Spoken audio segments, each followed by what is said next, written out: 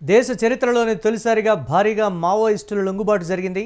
Command control సెంటర్లో CM Revanth DGP ముందు లొంగిపోయారు 130 మంది మావోయిస్టులు.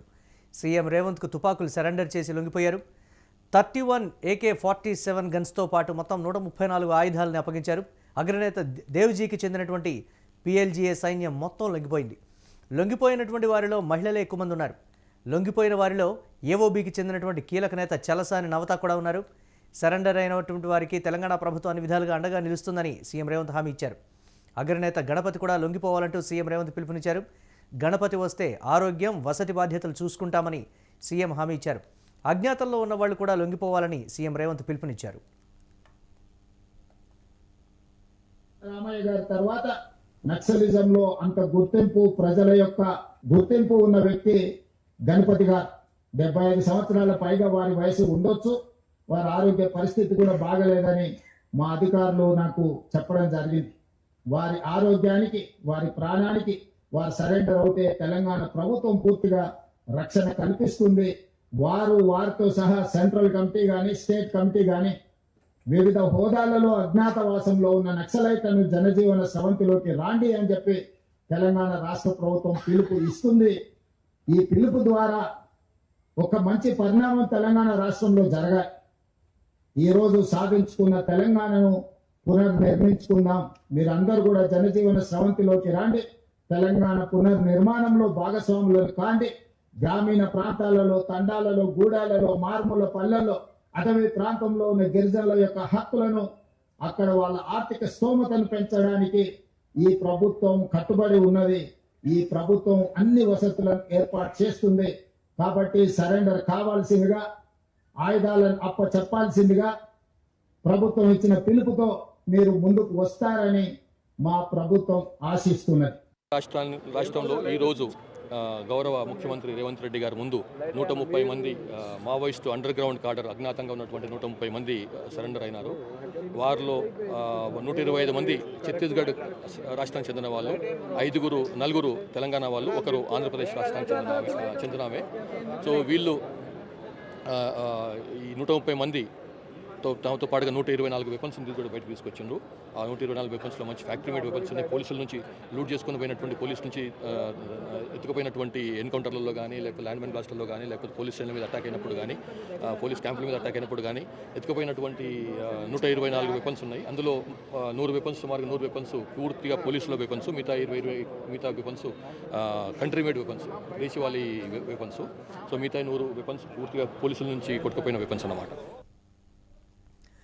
రైట్. దీనికి సంబంధించి మరిన్ని అప్డేట్స్ మా కరెస్పాండెంట్ సతీష్ అందిస్తారు. సతీష్, ఒకరు కాదు, ఇద్దరు కాదు, దీనికి సంబంధించి 130 మంది మావోయిస్టులు ఒకేసారి సరెండర్ అవ్వడం అంటే మామూలు విషయం కాదనేటువంటి మాట. అగ్రనేత దేవ్జీకి చెందినటువంటి PLGA సైన్యం మొత్తం కూడా లొంగిపోవడం దేశ చరిత్రలోనే తొలిసారి ఈ స్థాయిలో భారీగా లొంగిపోవడానికి సంబంధించి ఏంటి అప్డేట్స్ ఏ విధంగా చూడాలి?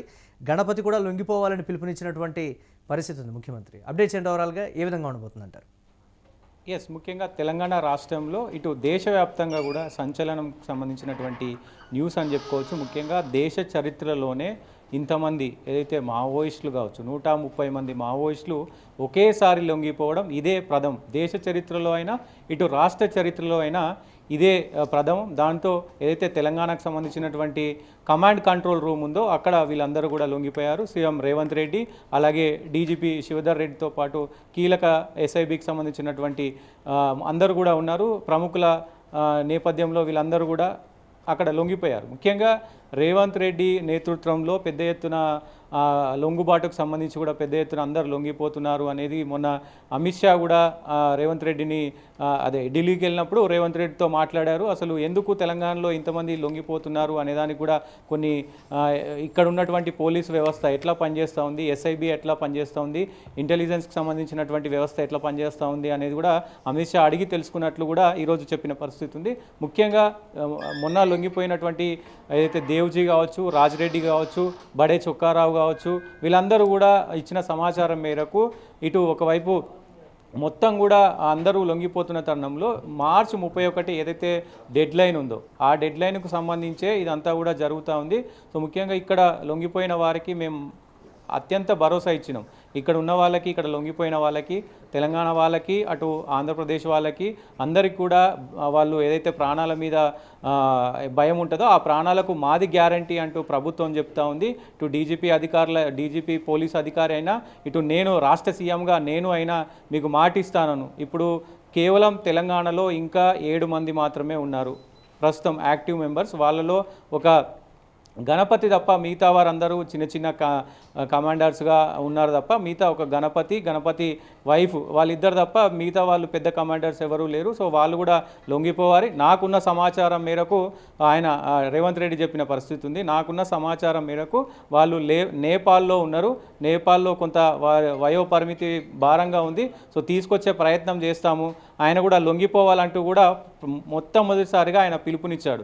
గణపతి లొంగిపోతే తెలంగాణ రాష్ట్రం మొత్తం కూడా మావోయిస్టు రహిత రాష్ట్రంగా ఏర్పడుతుంది.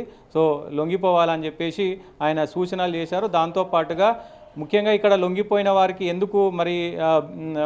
ముఖ్యంగా ఎందుకు లొంగిపోవాలనే దానికి కూడా ఆయన సమాధానం ఇచ్చారు. ఇక్కడ డబుల్ బెడ్రూమ్ ఇల్లులు కావచ్చు, ఏదైతే ఇందిరమ్మ ఇల్లులు ఇస్తున్నారో అది ఇవ్వడం కావచ్చు, దాంతోపాటుగా ఒకవేళ జాగ లేకపోతే జాగ ఇవ్వడం కావచ్చు, దాంతోపాటు హెల్త్కు సంబంధించినటువంటి ఆరోగ్యానికి సంబంధించినటువంటి ప్రత్యేకమైన కార్డు, మావోయిస్టులకి ప్రత్యేకమైన కార్డులు ఇస్తూ ఉన్నారు, హెల్త్ కార్డులు వాళ్ళకి.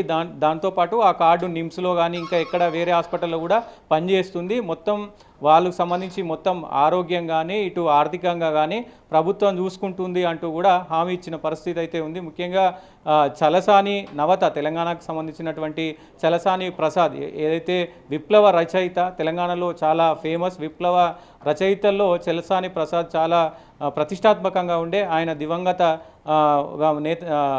రైటర్గా ఉన్నారు. సో వాళ్ళ కూతురు మొత్తం కూడా ఆమె కూడా లొంగిపోయిన పరిస్థితి ఉంది నవత.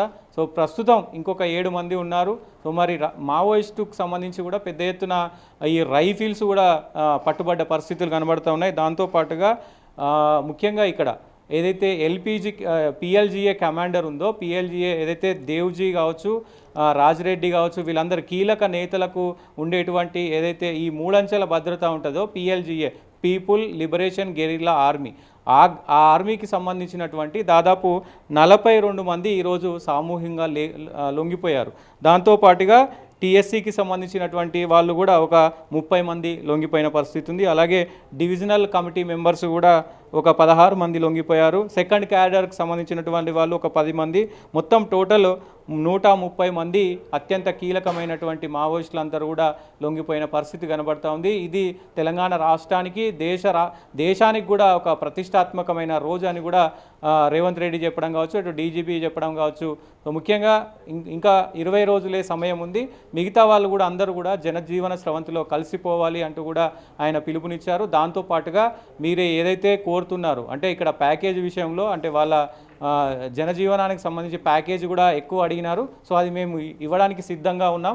సో మీరు లొంగిపోవాలంటూ కూడా ఆయన పిలుపునిచ్చిన పరిస్థితి అయితే కనబడుతూ ఉంది. ఏదేమైనప్పటికీ ఆపరేషన్ కగార్ కావచ్చు, ఆపరేషన్ కగార్ 2 కావచ్చు ఎండింగ్ దశలో ఉంది. దాదాపు అందరూ ఈరోజు 130 మంది లొంగిపోయారంటే దాదాపు ఇంకొక మొత్తం దేశం అంతా కూడా ఇంకొక 150 మంది 200 మంది కంటే తక్కువే ఉన్నారనేది కూడా ఇంటెలిజెన్స్ నుంచి మనకు వచ్చిన సమాచారం అయితే ఉంది. Right, thanks for updates Satish.